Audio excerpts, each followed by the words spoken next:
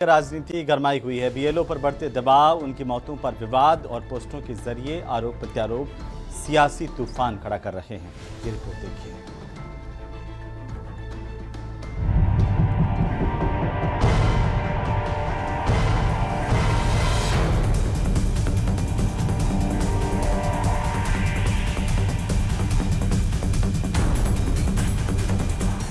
उत्तर प्रदेश में एसआईआर का मुद्दा राजनीतिक तकरार की वजह बन गया है। पोस्टरों के जरिए एसआईआर और बीएलओ के मुद्दे को हवा दी जा रही है।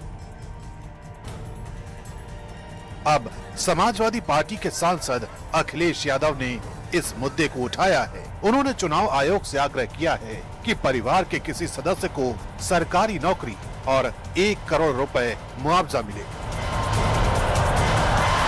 सभी लोग अपना वोट बनवा लें और सरकार और इलेक्शन कमीशन, हम तो बीएलओ जो जान गई जिन बीएलओ की उनको 2 लाख रुपए दे रहे हैं। चुनाव आयोग जिनसे काम ले रहा है उनके अगर जान गई परिवार में तो सरकारी नौकरी दें और 1 करोड़ से उस परिवार की आर्थिक मदद। अखिलेश ने चेतावनी दी कि एसआईआर के बहाने आरक्षण, नौकरी और आम लोगों के अधिकार छीने जा सकते हैं। उनका आरोप है कि बीजेपी इस प्रक्रिया का राजनीतिक फायदा उठा रही है और लोगों को गुमराह कर रही है।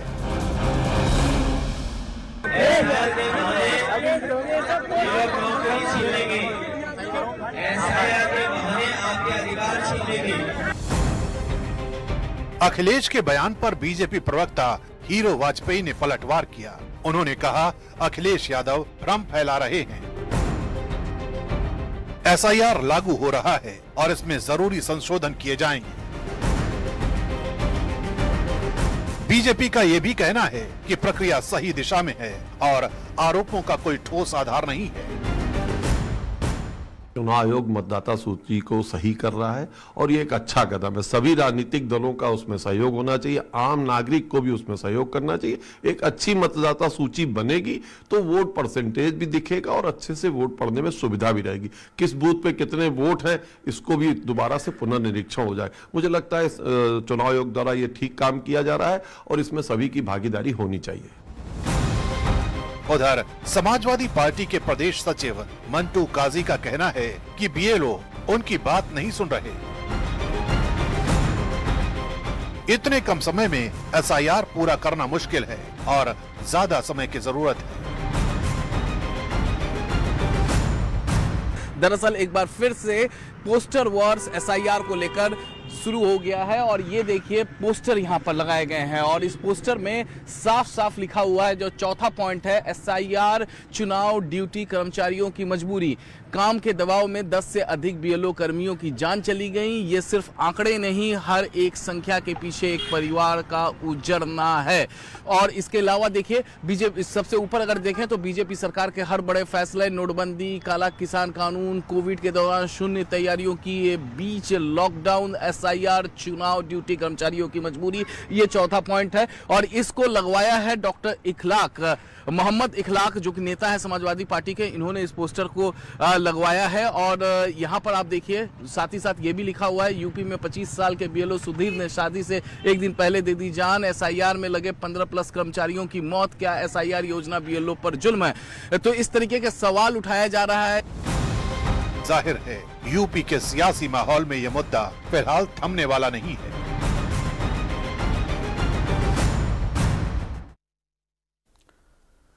तो बिहार चुनाव के नतीजे के बाद आरजेडी कांग्रेस में जबरदस्त तकरार की बातें सामने आ रही है। आरजेडी प्रदेश अध्यक्ष मंगनी लाल मंडल ने कहा कि कांग्रेस को जो वोट मिले वो आरजेडी के कारण मिले।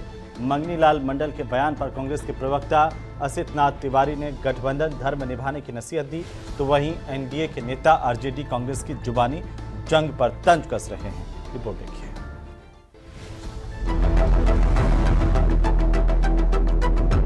वोट जितना उनको मिला है, राष्ट्रीय जनता दल का वोट मिला है। अगर हमारी कोई राजनीतिक ताकत नहीं होती तो कोई हमसे गठबंधन करता ही क्यों? चुनाव में हार के बाद महागठबंधन के अंदर का मतभेद दरार का रूप लेता दिख रहा है।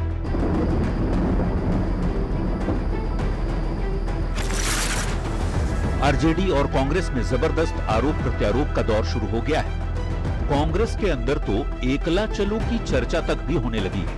मेरा तो मानना है कि जनता चाहती है अलग लड़ना, लेकिन यह निर्णय हमारे आदरणीय खड़गे साहब राहुल गांधी जी लेंगे। तो वहीं आरजेडी के प्रदेश अध्यक्ष मंगनी लाल मंडल ने कह दिया कि कांग्रेस को जो भी वोट मिले वो आरजेडी के कारण ही मिले। मंगनी लाल ने कांग्रेस पर ऐसा क्यों कहा, दोनों दलों के बीच जुबानी जंग क्यों तेज हुई, वो भी बताएंगे। पहले सुन लीजिए मंगनी लाल मंडल ने क्या कहा। वोट जितना उनको मिला है, राष्ट्रीय जनता दल का वोट मिला है, जो वोट और अतिरिक्त मिला है वो राष्ट्रीय जनता दल के कारण मिला है। आरजेडी प्रदेश अध्यक्ष के बयान पर कांग्रेस की ओर से प्रवक्ता असितनाथ तिवारी ने पलटवार करने में तनिक भी देर नहीं की। क्या कहा, उन्हीं की जुबानी सुनिए। गठबंधन के सहयोगी दलों को एक दूसरे का सम्मान करना चाहिए। जिनको ये नहीं आता है उन्हें गठबंधन धर्म का मतलब समझ नहीं आता। आरजेडी कांग्रेस में टकराव हो और एनडीए के नेता तंज न कसें, ऐसा कैसे हो सकता है? राजद और कांग्रेस में सब कुछ ठीक नहीं है। चुनाव के पहले भी गड़बड़ था, अभी भी गड़बड़ है। बीजेपी जेडीयू के नेताओं ने एक सुर में कहा कि बेमेल गठबंधन का यही हश्र होता है। जैसे पानी और तेल का है ना संबंध, उसी तरह का दोनों का कांग्रेस और आरजेडी का संबंध है। बिहार चुनाव के नतीजे के बाद तेज हुई आरजेडी कांग्रेस की तकरार कहां तक जाती है ये तो वक्त बताएगा। लेकिन ये फसाद तब शुरू हुआ जब कांग्रेस नेताओं ने अपनी समीक्षा बैठक के दौरान आरजेडी पर कांग्रेस के उम्मीदवारों को हरवाने का आरोप लगाया था, जिस पर मंगनी लाल मंडल ने पलटवार किया और बात बढ़ते बढ़ते यहां तक पहुंच गई। सवाल है कि क्या महागठबंधन से अलग हुई दुनिया बसाएगी कांग्रेस?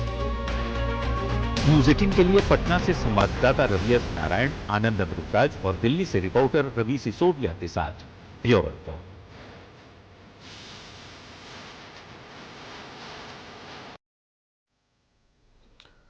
तो वहीं कर्नाटक की सियासत में उठे तूफान के बीच आज एक ब्रेकफास्ट मीटिंग ने सबका ध्यान खींच लिया। मुख्यमंत्री सिद्धारमैया और डिप्टी सीएम डीके शिवकुमार कावेरी आवास पर मिले और कहा यह जा रहा है कि हाईकमान के दखल के बाद ये मुलाकात बेहद अहम थी। लेकिन बड़ा सवाल यह है कि क्या वाकई एक नाश्ते ने कर्नाटक की राजनीति का पूरा तनाव खत्म कर दिया है या भी कुछ और बाकी है?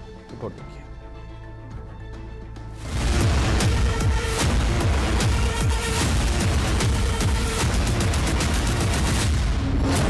कर्नाटक में सत्ता साझा करने को लेकर पिछले कई दिनों से जारी हलचल आज एक ब्रेकफास्ट मीटिंग तक पहुंच गई। हाईकमान के स्पष्ट निर्देश के बाद मुख्यमंत्री सिद्धारमैया ने डिप्टी सीएम डीके शिवकुमार को कावेरी में नाश्ते पर बुलाया। दोनों नेताओं ने कैमरे के सामने मुस्कुराकर एकता दिखाने की कोशिश की, लेकिन भीतर का तनाव जस का तस दिखाई दिया। हालांकि मैसेज यही दिया गया कि सब कुछ ऑल इज वेल है। सिद्धारमैया की तरफ से कहा गया एकता बनी रहेगी, हमारे बीच कोई मतभेद नहीं है, आला कमान जो कहेगा वो होगा, 2028 के चुनाव तक साथ चलेंगे।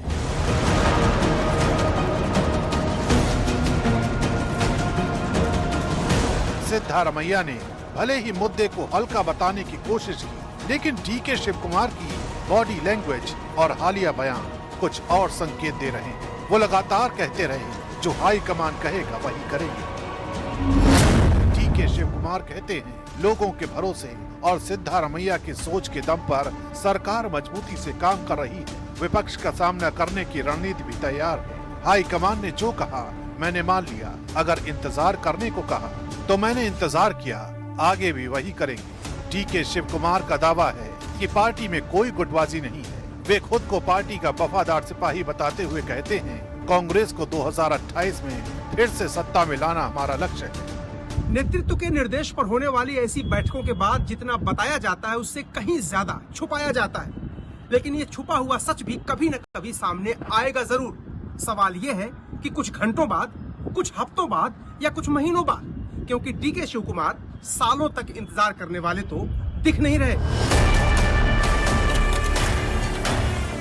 कर्नाटक की राजनीति में ये लाइन सिर्फ सम्मान नहीं बल्कि इंतजार का इशारा भी मानी जा रही है, खासकर 2025 की वादा कुर्सी बहस के बीच। इसी विवाद और डैमेज कंट्रोल के बीच शिवसेना उद्धव गुट की सांसद प्रियंका चतुर्वेदी भी सामने आई। उन्होंने कहा विवाद को मीडिया ने जरूरत से ज्यादा बढ़ा दिया। चर्चा सब जगह हो रही है, मीडिया में ज्यादा हो रही है, आपस में उनके इतनी नहीं हो रही होगी जितना मीडिया उसको तूल दे रही है। और उसमें स्पष्ट किया है, कांग्रेस पार्टी ने भी स्पष्ट किया है कि इस पे बातचीत होगी, इस पे निर्णय लिया जाएगा। और उनका जो कमिटमेंट है कर्नाटका की जनता के साथ है, कर्नाटका की जनता को जो जो वादे किए थे वो पूरी करने की बात है। 5 साल के लिए एक बड़ा मैंडेट मिला है, उसकी जिम्मेदारी वो समझ रहे हैं। तो आने वाले समय में क्या कंटिन्यूटी रहेगी या चेंज आएगा, वो जनता के सामने आएगा। तो क्या ब्रेकफास्ट मीटिंग ने कर्नाटक की राजनीति को शांत कर दिया? साफ ये है, तनाव दब गया, खत्म नहीं हुआ। दोनों नेता हाई कमान के पाले में गेंद डालकर आगे बढ़ गए हैं। अब विधानसभा सत्र और दिल्ली की अगली कॉल पर निगाहें टिक गई हैं। मतलब कर्नाटक का असली फैसला अभी दिल्ली की मेज पर ही लिखा जाएगा।